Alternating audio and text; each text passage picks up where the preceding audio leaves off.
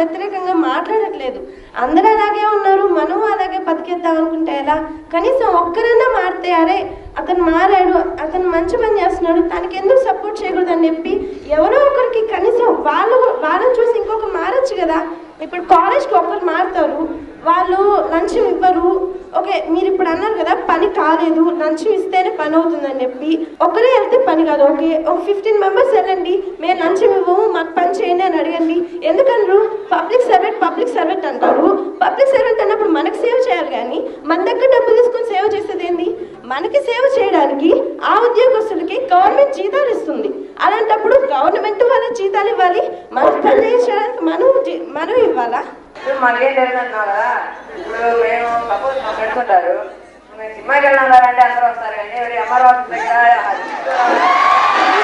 ఇప్పుడే చెప్పాను, ఒక్కరు కూడా కరప్షన్ కి వ్యతిరేకంగా మాట్లాడట్లేదు. నువ్వు చెప్తున్నావు కరప్షన్, నేను కూడా చెప్తాను బాగా వచ్చి అది చేయాలంటే మీతోటి మీ ఫ్రెండ్స్ ని, సపోజ్ మీ క్లాస్ ఫ్రెండ్స్ ని మీతోటి ఎవరు వస్తారు అమరావతి తీసుకెళ్ళి మార్పు లేకుండా మీరు ఓకే ఇలాగే ఉందనుకుంటే ఎలాగా? నువ్వు అనుకుంటున్నావు, నేను అనుకుంటున్నాను, అందరూ అనుకుంటారు, వాళ్ళలోనే ఉంచుకుంటారు, ఎవరు చెప్పలేదు బయటికి. అలా ఉండకూడదు, అదే నేను చెప్పేది. మారండి. ఒక్క 5 నిమిషాలు మాట్లాడిన దానికే నాకు ఒక అక్క సపోర్ట్ చేసింది. కొన్ని వందల మంది ఒక 10 రోజులు చేస్తే దేశం మారదా? వాడు తాగుబోతానో సిగరెట్ అనో వాడికి అమ్మాయిని కూడా మానేస్తారు. కానీ వాడు అవినీతి పరుడైతే వాడికి డబ్బు ఉంది కాబట్టి వాడి ఇంటి చుట్టూ తిరిగి వాడి కాళ్ళు మొక్కి వాడి కట్నం ఇచ్చి మరీ పిల్లల్ని ఇస్తున్నాం మా ఇంట్లో. ఎందుకంటే ఎంత అవినీతి పరుడైతే, ఎంత డబ్బు ఉంటే వాడికి సమాజంలో అంత ఆదరణ, అంత గౌరవం. వాడి మీద ఎవడు వ్యతిరేకించడు, ఎవడు పోరాటం చేయడు. అటువంటి వాడే రాజకీయాల్లోకి వస్తాడు. బెల్లం చుట్టూ ఈగలు అన్నట్టు వాడే గెలుస్తాడు, వాడే అధికారంలో ఉంటాడు. కాబట్టి మేము దీని గురించి ఏమి చేయలేము అని మొదలు పెట్టారు. 2 కేసులో అమ్మాయి ఏమనిందంటే మేము మార్పు తీసుకొని రాగలము అనేది. ఏ విధంగా తెస్తావా అంటే ఈ అమ్మాయి చెప్పినట్లు నేను 2 పూటలు పస్తుంటే మా అమ్మ మారుతుంది, నేను మా అమ్మ 2 పూటలు పస్తుంటే మా నాన్న మారుతాడు. ఆ విధంగా మా ఇల్లు మారుతుంది. మా ఇల్లు మారితే మమ్మల్ని చూసి పక్కన 10 ఇళ్ళు మారుతాయి.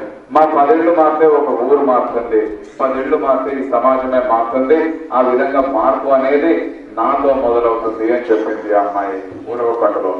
అదే విధంగా అవినీతి పరులను ఏ విధంగా శిక్షిస్తారు అంటే మన చేతిలో లేకపోయినా కూడా ఈ అవినీతి పరులందరినీ కూడా చట్టం తీసుకొచ్చి అంటరాని వాళ్ళని డిక్లేర్ చేసి వాళ్ళ పోస్టర్లు, ఫ్లెక్సీలు, స్టాచ్యూస్ అన్ని సిటీస్ లో పెట్టేసి బస్ స్టాండ్ లో, పోలీస్ స్టేషన్ లో కూడా వాళ్ళ ఫోటోలు అంటించేసేయాలనేది.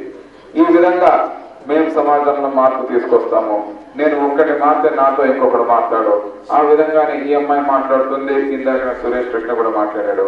ఇట్లాంటి వాళ్ళని ప్రోత్సహించడం మన బాధ్యత, మన ధర్మం. మీ అందరి భవిష్యత్తు బాగుండాలని మీరు మీ కాలేజ్ కి, ప్రిన్సిపాల్ కి ఖచ్చితంగా బుచ్చిరెడ్డిపాలెంకి, జిల్లాకి, రాష్ట్రానికి, దేశానికి కీర్తి ప్రతిష్టలు తేవాలని, మీకు మంచి ఉద్యోగ అవకాశాలు, కెరియర్స్, ప్రొఫెషన్స్ లభించాలని, మీరు దేశానికి అభివృద్ధి చేస్తారని దేవుణ్ణి ప్రార్థిస్తూ మీ అందరికీ ధన్యవాదాలు తెలుపుతూ గుడ్ బై అండ్ జై హింద్. ఈ యువపదం అనే కార్యక్రమం పెట్టడానికి ముఖ్య కారణం ఈ యువత ఎవరైతే ఉన్నారో 18 నుంచి 30 ఏళ్ల వయసులో వాళ్ళ భవిష్యత్తుని ఏ విధంగా దిశానిర్దేశం ఇచ్చి వాళ్ళ చేతుల్లోకి తీసుకొని, వాళ్ళ కంట్రోల్లోకి తీసుకొని, సమాజం నుంచి, ప్రభుత్వాల నుంచి, పార్టీల నుంచి ఒక షార్ప్ ఫోకస్ తీసుకొచ్చి వాటిల్లో ఏ రకమైన చేంజెస్ తీసుకురావాలి, ఏ రకమైన అటెన్షన్ ఇవ్వాలి, వాళ్లలో ఏ రకమైన మార్పు రావాలి, ఇవన్నీ కూడా చర్చలు, డిస్కషన్స్ జరుగుతూ ఉన్నాయి. వాళ్లలో కూడా మార్పు వచ్చే అవకాశాలు కనిపిస్తున్నాయి. కాబట్టి ఇది వాళ్లకు అంటే 25% of the state and country ఎవరైతే ఉన్నారో వాళ్ళ భవిష్యత్తు గురించి వాళ్ళు ఇప్పటి నుంచి ఆలోచించుకుంటే, వాళ్ళు భవిష్యత్తులోకి వెళ్ళి డిగ్రీలు, డిప్లొమా ఉండి నిరుద్యోగులుగా మిగిలితే వాళ్ళకు పెన్షన్ ఇవ్వాలంటే ఒకసారి ఆలోచించండి ఏమవుతుందో. వీటన్నిటికీ మనము ఎవరైతే కొద్దిగా మిడిల్ ఏజ్ పీపుల్ ఉన్నామో మనం ముందు చూపుతోటి ఈ యువత సమస్యలు ఏంటి, వాళ్లలో చర్చలు జరిపించాలి, సమస్యలు పరిష్కారాలు వాళ్ళు మాట్లాడాలి. ఆ విధంగా అదేదో ఊరికే ఒక టీవీ ఛానల్లోనో లేకుంటే హైటెక్ సిటీలోనో లేకుంటే పార్లమెంట్లోనో ఏదో ఒకటి వచ్చి మాట్లాడిపోయేది కాదు. వాళ్లలోకి వెళ్ళి, మాస్లోకి వెళ్ళి, టౌన్స్లోకి వెళ్ళి వాళ్లతో చర్చలు జరిపించి రాష్ట్ర వ్యాప్తంగా 220 రోజులు ఫీల్డ్లో తిరిగి ప్రతి జిల్లాలో యూత్ తోటి చేపిస్తున్న కార్యక్రమం యువపథం. యువత సమస్యల మీద దానికి విశ్లేషణ జరిపి వాళ్ళలోకి ఆలోచన శక్తి తీసుకొచ్చి వాళ్ళలోనే ఒక రకమైన చైతన్యం తీసుకొని రావాలి.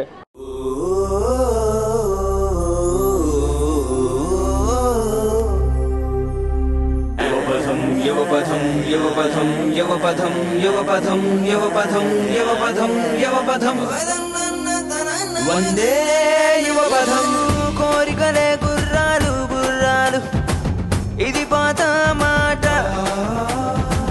కోరికలే ఫ్లైట్లు రాకెట్లు ఇది కొత్త మాట ఖర్చు తడిసి మోపడవుతుంది మామలాకర్లో పెట్టు నీ మనసుని జోకర్ అవుతావు సుమా credit cards debit cards costly life mostly knife బామా